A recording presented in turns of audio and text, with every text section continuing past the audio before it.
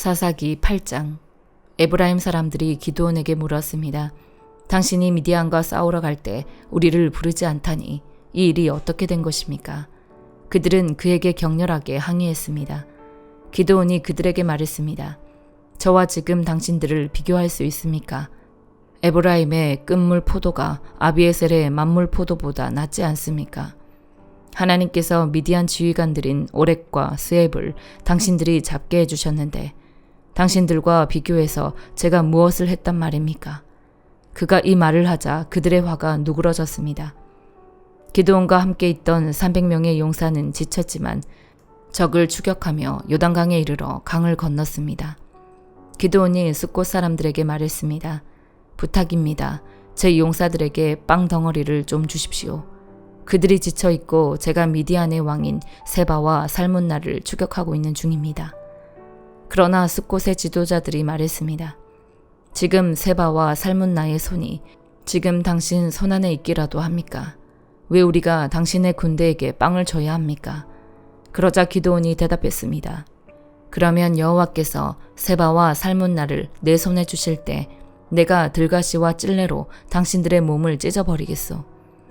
그는 그곳으로부터 브누엘로 올라가 그곳 사람들에게도 이와 똑같이 물었습니다. 그러나 브누엘 사람들도 숫곳 사람들이 대답했던 것처럼 대답을 했습니다. 그가 브누엘 사람들에게도 말했습니다. 내가 안전하게 돌아올 때 이 탑을 부수어 버리겠소. 그때 세바와 살문나는 약 1만 5천 명의 군대를 거느리고 갈골에 있었습니다.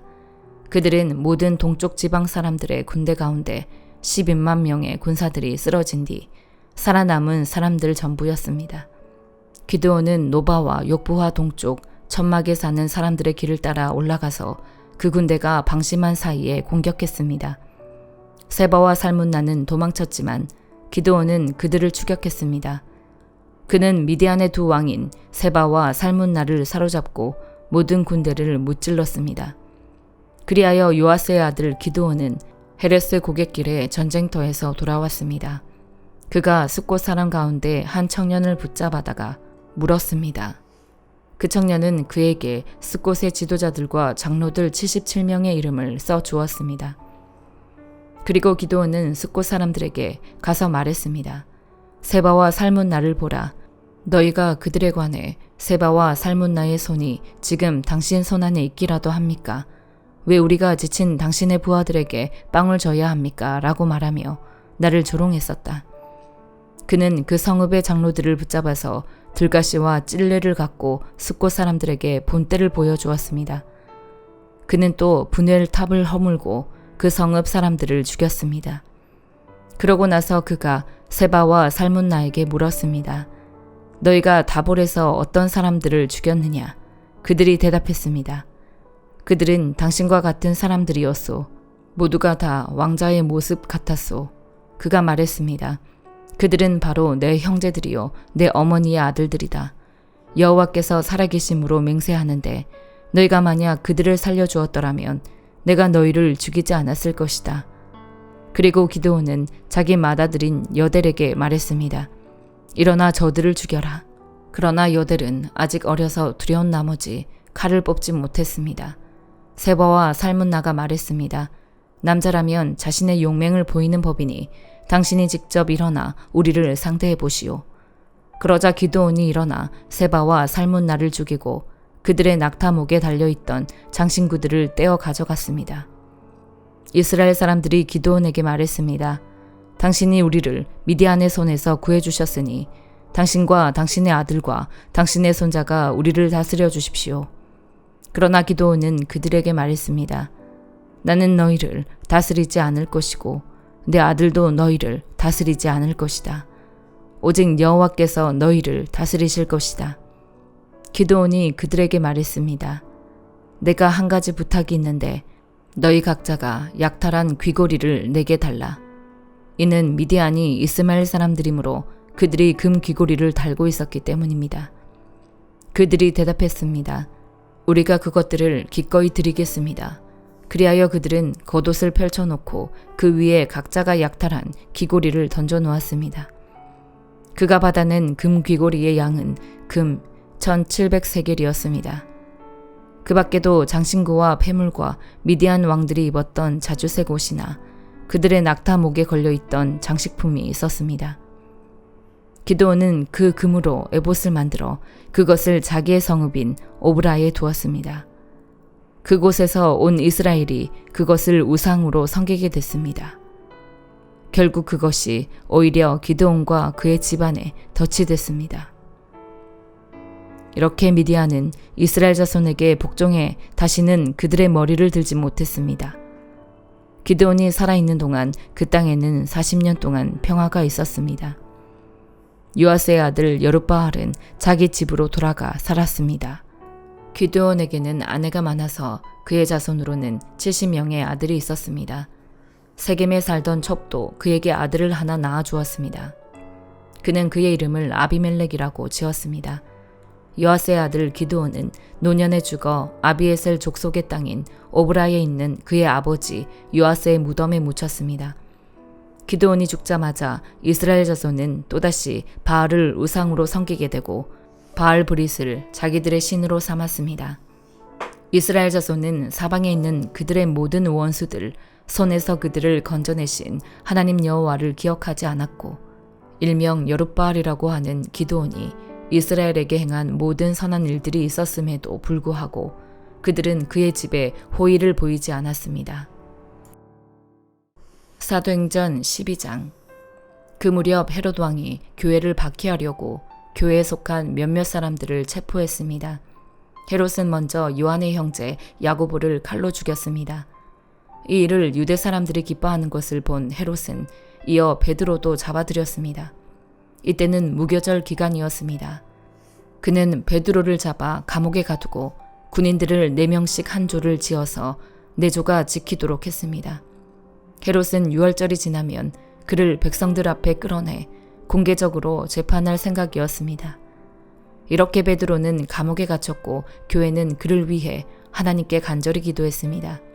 헤롯이 베드로를 재판장으로 끌어내려고 하던 전날 밤 베드로는 2개의 쇠사슬에 묶인 채 2명의 군인들 사이에서 잠들어 있었고 경비병들이 감옥 문을 지키고 서 있었습니다. 그런데 갑자기 주의 천사가 나타나더니 감방에 빛이 환하게 비치는 것이었습니다. 그가 베드로의 옆구리를 찔러 깨우며 어서 일어나거라 하고 말했습니다. 그러자 베드로의 손목에 매여 있던 쇠사슬이 풀렸습니다. 그때 천사가 베드로에게 허리띠를 메고 신을 신어라 하고 말하자 베드로는 그렇게 했습니다. 천사가 다시 겉옷을 입고 나를 따라오너라 하고 말했습니다. 베드로는 천사를 따라 감옥에서 나오면서도 도대체 천사가 하는 일이 꿈인지 생시인지 알 수 없었습니다. 그저 환상인 것만 같았습니다. 그들은 첫 번째 경비병들과 두 번째 경비병들을 지나서 성으로 통하는 철문에 이르렀습니다. 그 문이 저절로 열려 그들은 바깥으로 나왔습니다. 거리를 하나 지나자 갑자기 천사가 떠나갔습니다. 그제야 비로소 베드로는 정신이 들어 이제야 분명히 알겠다. 주께서 천사를 보내 헤롯의 소나기와 유대 사람들의 모든 기대에서 나를 구해주셨다라고 말했습니다. 이 사실을 깨달은 후 그는 마가라고도 하는 요한의 어머니 마리아의 집으로 갔습니다. 많은 사람들이 그곳에 모여 기도하고 있었습니다. 베드로가 대문을 두드리자 로데라는 어린 여종이 문을 열어주러 나왔습니다. 여종은 베드로의 목소리인 줄 알아차리고 너무나 기뻐서 문 여는 것도 잊은 채 달려가 베드로가 문 밖에 와 있다고 소리쳤습니다. 그러자 사람들이 여종에게 네가 미쳤구나라고 말했습니다. 그러나 여종이 계속 사실이라고 우겨대자 그들은 베드로의 천사겠지라고 말했습니다. 그때 베드로가 계속 문을 두드렸습니다. 그들이 문을 열고 베드로를 보더니 깜짝 놀랐습니다. 베드로는 조용히 하라고 손짓하며 주께서 자신을 감옥 밖으로 끌어내신 경위를 설명했습니다. 이 사실을 야고보와 그 형제들에게 알려주시오라고 말하고서 베드로는 다른 곳으로 떠났습니다. 아침이 되자 베드로가 없어진 일로 인해 군인들 사이에는 적지 않은 소동이 벌어졌습니다. 헤롯이 샅샅이 뒤져보았지만 베드로를 찾을 수 없게 되자 헤롯은 경비병들을 심문한 뒤 그들을 대신 처형하라고 명령했습니다. 당시 헤롯은 두로와 시돈 사람들을 못마땅하게 여기고 있었습니다. 그래서 그들은 무리를 지어 헤롯에게 와서 왕의 지종 블라스도를 설득해 화친을 요청했습니다. 이것은 자기들이 헤롯 왕의 영토에서 나는 양식을 공급받고 있기 때문이었습니다. 약속한 날에 헤롯은 왕의 의복을 갖춰 입고 왕자에 앉아 사람들에게 연설을 했습니다. 그러자 사람들은 이것은 신의 음성이지 사람의 음성이 아니다라고 외쳤습니다. 그런데 헤롯이 하나님께 영광을 돌리지 않았기 때문에 주의 천사가 즉시 헤롯을 내리쳐서 그는 벌레에 먹혀 죽고 말았습니다. 그러나 하나님의 말씀은 점점 널리 퍼져서 믿는 사람이 더욱 늘어나게 됐습니다. 바나바와 사울이 자기 임무를 마치자 그들은 마가라고도 하는 요한을 데리고 예루살렘에서 돌아왔습니다. 예레미야 21장. 시드기야 왕이 말기야의 아들 바스울과 마아세야의 아들 제사장 스바냐를 예레미야에게 보냈을 때 여호와로부터 예레미야에게 임한 말씀입니다. 바벨론의 왕 느부갓네살이 우리를 공격하고 있으니 우리를 대신해서 여호와께 문의해 보아라. 혹시 여호와께서 우리를 위해 경이로운 일들을 행하시면 그가 우리에게서 물러갈 것이다. 그러나 예레미야가 그들에게 말했습니다. 너희는 시드기야에게 이렇게 말하라. 이스라엘의 하나님 여호와께서 이렇게 말씀하셨다. 보라, 성벽 밖에서 너를 포위하고 있는 바빌론 왕과 갈대아 사람들과 싸울 때 네 손에 있는 전쟁용 무기들을 내가 돌이킬 것이다. 그리고 내가 그들을 이 성읍 안으로 모아들일 것이다. 내 뻗은 손과 강한 팔로서 진노와 분노와 심한 격분 속에서 나 자신이 너와 싸울 것이다. 내가 이 성읍에 사는 사람들을 사람과 짐승 모두를 칠 것이다. 그리고 그들은 끔찍한 전염병으로 죽을 것이다. 여호와의 말씀이다. 그 후에 내가 유다 왕 시드기야와 그의 관료들과 전염병과 칼과 기근에서 살아남은 이 성읍 백성을 바빌론 왕 느부갓네살의 손에, 그들의 대적들의 손에, 그리고 그들의 생명을 찾는 사람들의 손에 넘겨줄 것이다. 그가 칼날로 그들을 내리칠 것이다. 그가 그들을 불쌍히 여기거나 인정을 베풀거나 동정하지 않을 것이다. 그리고 이 백성들에게 말하라. 여호와께서 이렇게 말씀하셨다. 보라, 내가 너희 앞에 생명의 길과 죽음의 길을 놓았다. 누구든지 이 성읍에 머물러 있는 사람은 칼과 기근과 전염병으로 죽을 것이다. 그러나 누구든지 나가서 너희를 포위하고 있는 갈대아 사람들에게 항복하는 사람은 살 것이고 그의 목숨이 그에게 노획물처럼 될 것이다. 여호와의 말씀이다. 내가 내 얼굴을 이 성읍으로 향한 것은 제단을 위해서지 좋은 일을 위해서가 아니다. 이 성읍은 바벨론 왕의 손에 넘어갈 것이고 그가 이 성읍을 불로 태울 것이다. 그리고 유다 왕의 집에 말하라. 여호와의 말씀을 들으라. 다윗의 집아, 여호와께서 이렇게 말씀하셨다. 아침마다 정의를 실행하고 압제자의 손에서 강탈당한 자를 구하라. 그러지 않으면 너희가 행한 악으로 인해 내 분노가 불같이 나갈 것이고 아무도 끌 수 없게 탈 것이다. 여호와의 말씀이다. 보라, 골짜기와 평원 바위에 사는 사람이여, 우리를 대적해 내려올 사람이 누구며 우리의 거주지로 들어올 사람이 누구냐고 말하는 사람아, 내가 너를 대적하고 있다. 여호와의 말씀이다. 그러나 내가 너희 행위의 열매를 따라 너희를 처벌할 것이다. 내가 그의 숲에 불을 질러 그 불이 그 주변에 있는 모든 것을 삼킬 것이다. 마가복음 7장. 예루살렘에서 온 바리새파 사람들과 몇몇 율법학자들이 예수 곁에 모여 있다가 예수의 제자들 가운데 몇 사람이 손을 씻지 않고 더러운 손으로 음식을 먹는 것을 보았습니다. 바리새파 사람들과 모든 유대 사람들은 장로들의 전통에 따라 손 씻는 정결 의식을 치르지 않고는 먹지 않았고 시장에 다녀와서도 손을 씻지 않고는 음식을 먹지 않았습니다. 그들이 지키는 규례는 이것 말고도 잔과 단지와 녹그릇을 씻는 등 여러 가지가 있었습니다. 그래서 바리새파 사람들과 율법학자들이 예수께 물었습니다. 왜 선생님의 제자들은 장로들이 전해준 전통을 따르지 않고 더러운 손으로 음식을 먹습니까? 예수께서 대답하셨습니다. 너희 위선자들에 대해 이사야가 예언한 말이 옳았다. 성경에 이렇게 기록됐다. 이 백성들은 입술로만 나를 공경하고 마음은 내게서 멀리 떠났다. 사람의 훈계를 교리인 양 가르치고 나를 헛되이 예배한다. 너희가 하나님의 계명은 버리고 사람의 전통만 붙들고 있구나. 그리고 예수께서 그들에게 말씀하셨습니다. 너희는 너희만의 전통을 지킨다는 구실로 그럴듯하게 하나님의 계명을 제쳐두고 있다. 모세는 네 부모를 공경하라라고 했고 누구든지 자기 부모를 저주하는 자는 반드시 죽을 것이다 라고 했다. 그러나 너희는 내가 아버지나 어머니에게 드리려던 것이 고르반 곧 하나님께 드리는 예물이 됐다라고 하면 그만이라면서 너희 부모를 더 이상 복양하지 않으니 너희는 전통을 핑계삼아 하나님의 말씀을 유명무실하게 만드는 것이 아니냐. 또 너희가 많은 일들을 이런 식으로 행하고 있다. 예수께서 다시 사람들을 불러 말씀하셨습니다.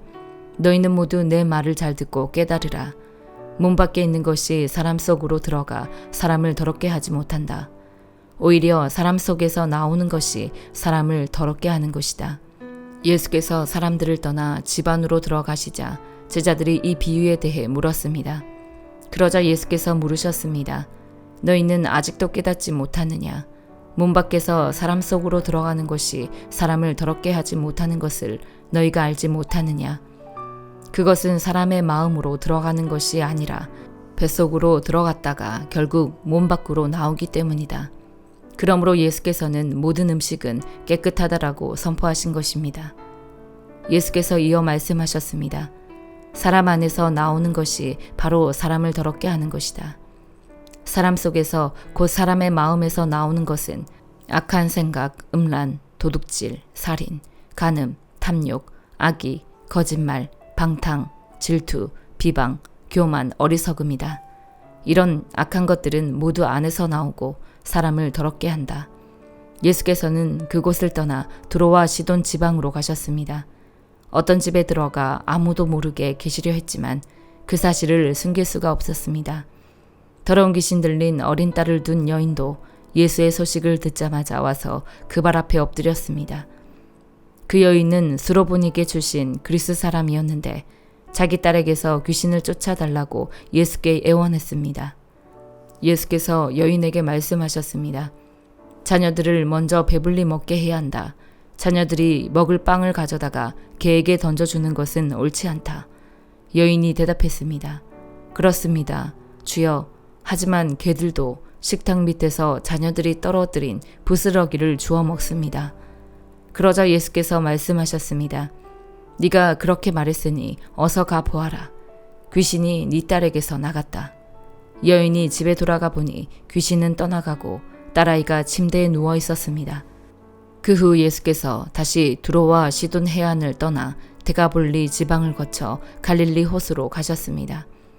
그곳에서 어떤 사람들이 듣지 못하고 말도 못하는 사람을 예수께 데려와 안수해 달라고 간청했습니다.